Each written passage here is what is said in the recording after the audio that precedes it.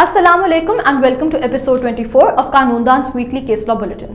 ہر episode کی طرح اس week بھی ہم لاسٹ ویک میں ڈیسائیڈ کی گئی میجر ججمنٹس کو آپ تک پہنچائیں گے اور ان میں ریز کیے گئے مین پوائنٹس کو آپ سے ڈسکس کریں گے۔ تو آئیے let's begin with the Supreme Court judgment. Supreme Court of Pakistan Bashir Muhammad Khan versus the state، criminal appeal number 293 of 2020۔ یہ کیس سپریم کورٹ کے سامنے ایک مرڈر کیس میں اپیل کے طور پر پیش کیا گیا۔ اس اپیل کے فیکٹس پر اپیلنٹ مرڈر کے ٹرائل میں اپنی کنوکشن کو چیلنج کر رہے تھے۔ اس کیس میں کورٹ کے سامنے مین ایشو یہ تھا کہ کیا اکیوزڈ شخص کو benefit of doubt as of right دینا چاہیے۔ اس ایشو پر کورٹ نے کہا کہ جہاں کیس کے فیکٹس پر اکیوزڈ کے گلٹ کے اوپر تھوڑا سا بھی ڈاؤٹ کریٹ ہو جائے تو اس ڈاؤٹ کا فائدہ کسی کنسیشن نہیں بلکہ ایک رائٹ کے طور پر اکیوزڈ کو ہی ملنا چاہیے۔ یہ پروسیکیوشن کی ذمہ داری تھی کہ وہ درست، ایکوریٹ اور قابل بھروسہ ایویڈنس کی بیسس پر اکیوزڈ شخص کا guilt beyond reasonable doubt proof کرے۔ یہ ذمہ داری بھی پروسیکیوشن پر ہی تھی کہ وہ اپنا case beyond reasonable doubt establish کرے اور ان کے کیس میں کسی بھی طرح کی کمی یا شارٹ کمنگ اکیوزڈ کے فیور میں ہی کام کرے گی۔ Muhammad Sami Ullah against the state. اس کیس میں ٹرائل کورٹ نے پٹیشنر کو کنوکٹ کیا for offences under section 409 PPC and section 52 of prevention of corruption act 2 1947۔ اس ایلیگیشن پر کہ لیبارٹری کا انچارج ہوتے ہوئے اس نے کچھ اکوپمنٹ مس اپروپریٹ کی۔ اپیل پر سندھ ہائی کورٹ نے کنوکشن اور سینٹنسز مینٹین کی۔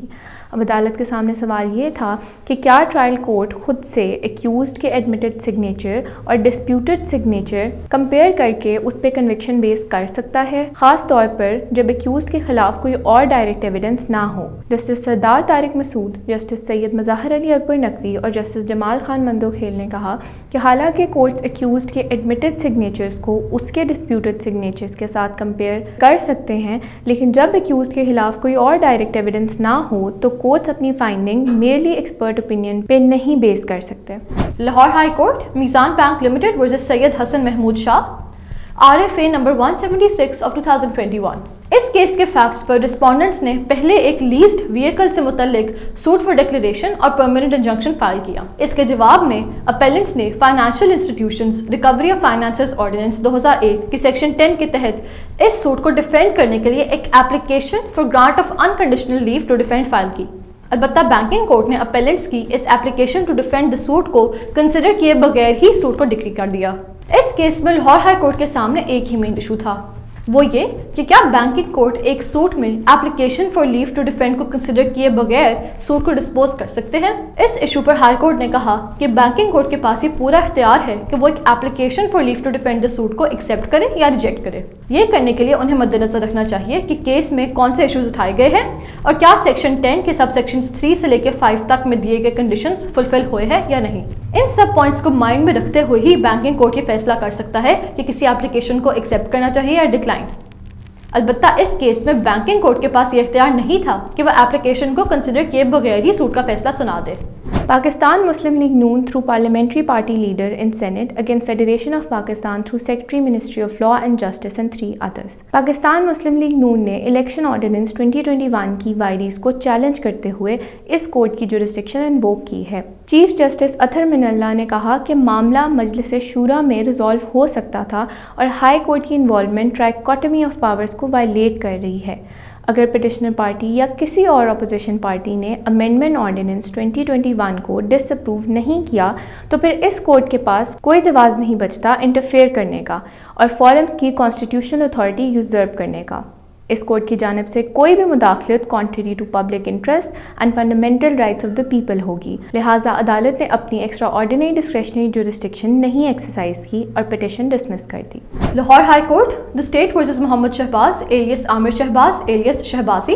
اس کیس میں کورٹ کے سامنے ایک ہی کیس سے نکلنے والے مرڈر ریفرنس اور کرمنل اپیل کا فیصلہ اکٹھے سنایا گیا۔ اس کیس کے فیکٹس پر اپیلنٹ نے ٹرائل کورٹ کی جانب سے دیے جانے والے اپنے سینٹنس کو اپیل کیا، جبکہ ٹرائل کورٹ نے اپنے سزائے موت کے فیصلے کو کنفرمیشن کے لیے ہائی کورٹ کے پاس بھیجا۔ اس کیس میں ہائی کورٹ کے سامنے 3 مین ایشوز تھے۔ پہلا ایشو یہ تھا کہ پلی آف ایلیبائی کا کیا مطلب ہوتا ہے۔ اس ایشو پر کورٹ نے کہا کہ لفظ ایلیبائی لیٹن زبان کا لفظ ہے جس کا مطلب ایلسویئر یا اردو میں کہیں اور بنتا ہے۔ اس ڈیفینس کے مطابق اکیوزڈ یہ پروف کرنا چاہتا ہے کہ وہ جرم کے دوران کہیں اور تھے، جس کی وجہ سے وہ جسمانی طور پر ہی جرم میں حصہ نہیں لے سکتے تھے۔ کیس کا دوسرا ایشو یہ تھا کہ پلی آف ایلیبائی کو پروف کرنے کی ذمہ داری کس پارٹی پر ہوتی ہے۔ اس ایشو پر کورٹ نے کہا کہ جب پروسیکیوشن یہ ثابت کر لے کہ واقعے کے وقت پر اکیوزڈ موقع پر تھے اور اس کے بعد اکیوزڈ پلی آف ایلیبائی لے، تو یہ برڈن اکیوزڈ پر تھا کہ وہ ثبوت کے ساتھ یہ ثابت کرے کہ وہ اس وقت کہیں اور تھے۔ پلی آف ایلیبائی کو ثابت کرنے کے لیے بھی کورٹ ایک اسٹرکٹ اسٹینڈرڈ آف پروف رکھتا ہے۔ کیس کا تیسرا اور آخری ایشو یہ تھا کہ کیا پلی آف ایلیبائی پی پی سی یا کسی بھی اور لا کے نیچے ایک ایکسیپشن تھی۔ اس پر کورٹ نے آبزرو کیا کہ پی پی سی یا کسی بھی اور لا میں کہیں بھی ایلیبائی کو ایک ایکسیپشن کے طور پر نہیں لکھا گیا، البتہ یہ پرنسپل قانون شہادت کے آرٹیکل 24 میں ریکگنائز کیا گیا ہے اور پلی آف ایلیبائی تب اپلائی کرتا ہے جب کوئی فیکٹس ایشو کے ساتھ بالکل برعکس ہو اور اس لیے ان پر ایویڈنس دی جا سکتی ہو۔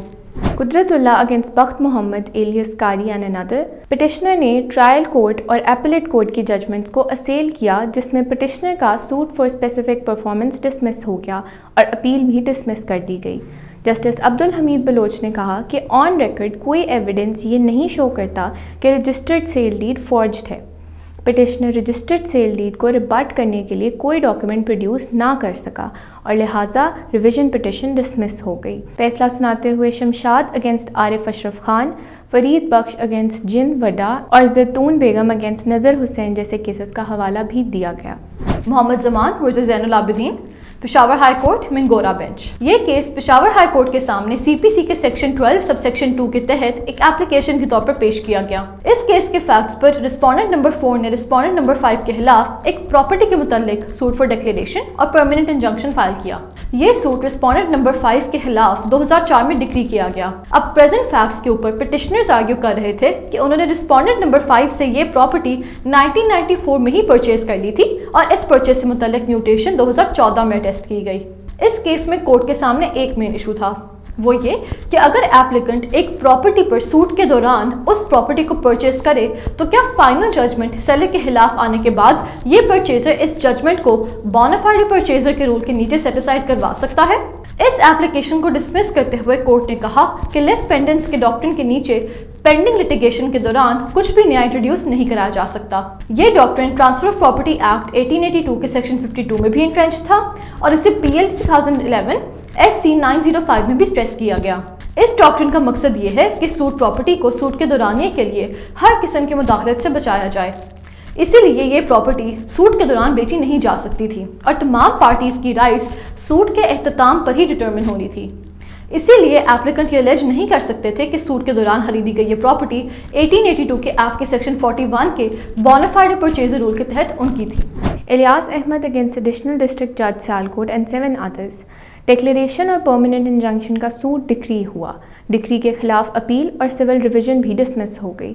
اب عدالت نے یہ ڈیسائیڈ کرنا تھا کہ سرٹیفائڈ کاپی کس سچویشن میں ایویڈنس میں ایڈمیسیبل نہیں ہوگی۔ جسٹس عاصم حفیظ نے کہا کہ سرٹیفائڈ کاپی اس کیس میں ایڈمیسیبل نہیں ہوگی جب اوریجنل کاپی کی نان اویلیبلٹی پروو نہ کی جائے اگر اس کی ویلیڈیٹی اور ایگزسٹنس ڈسپیوٹڈ ہو۔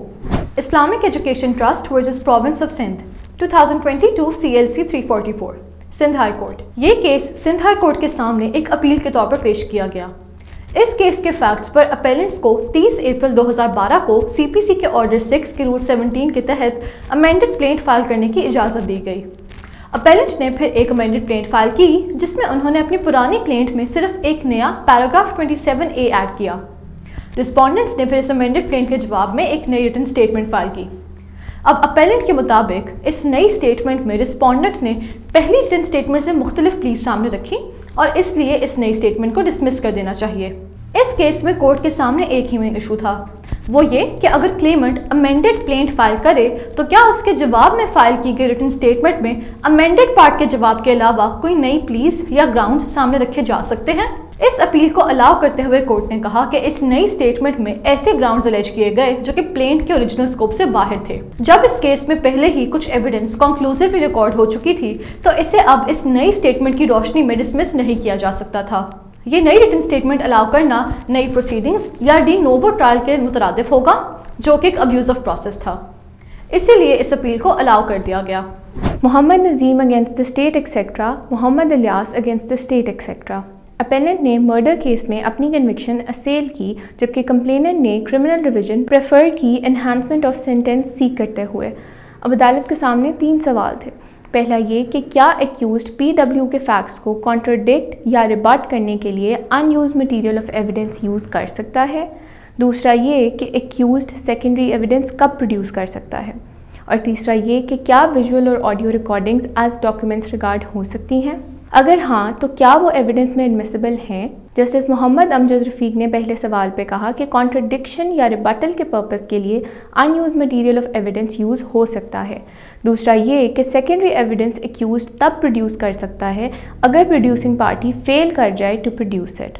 और तीसरा ये कि विजुअल और audio recordings as documents regard हो सकती हैं क्योंकि वो एविडेंस में एडमिसिबल हैं। और इसके साथ आज का बुलेटिन यहीं ख़त्म होता है। आपसे मुलाकात होगी इंशाल्लाह अगले हफ्ते कुछ नए केसेस के साथ।